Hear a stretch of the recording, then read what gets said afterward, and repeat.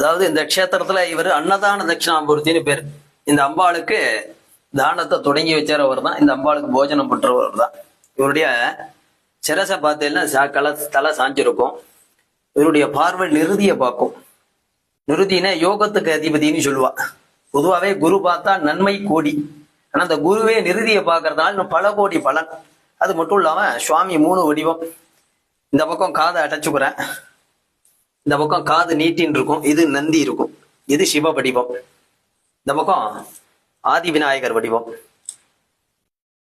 ஞான மார்க்கமான வடிவம். சேர்ந்தா நடுப்புற குரு வடிவம். இது ராகு கேது, ஜீவராசி புலி சிறுத்தை சிங்கம். இவர் தான் இந்த அம்பாளுக்கு அன்னத்தை தானம் பண்றதுனால இவருக்கு பேரு அன்ன தான தட்சிணாமூர்த்தின்னு பேர். இவருடைய குணம் என்னன்னு கேட்டீங்கன்னா, ஊருக்கே சாப்பாடு போடுவார். இவர் சாப்பிட்றது உங்க கனவுல சொல்லணும்.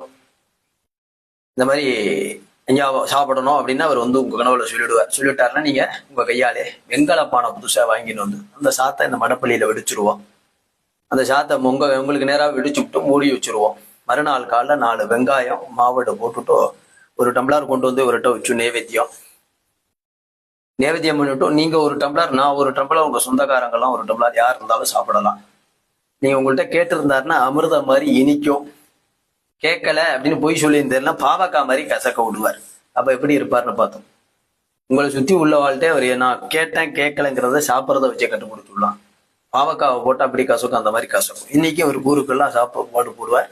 இவர் சாப்பிட்றது நீர் ஊற்றிய சாதம்னு சொல்லுவோம், நம்ம பழையதுன்னு சொல்லுவோம், அதுதான் சாப்பிடுவார். இந்த குருவனுடைய பார்வை நிருதியை பார்க்கறதுனால பலன் அதிகம். மனிதனுக்கு ஜீவகாரியம்னு சொல்லுவா. நாவிதான் பிரதானம். அண்ணன் தான் நம்ம ஜீவனை உருவாக்குறது. அப்ப பிரதானமாகப்பட்டது இந்த குரு. இவர் தான். அவர் கொடுக்கறதும் தானம், அன்னதான தட்சிணாமூர்த்தின்னு பேர்.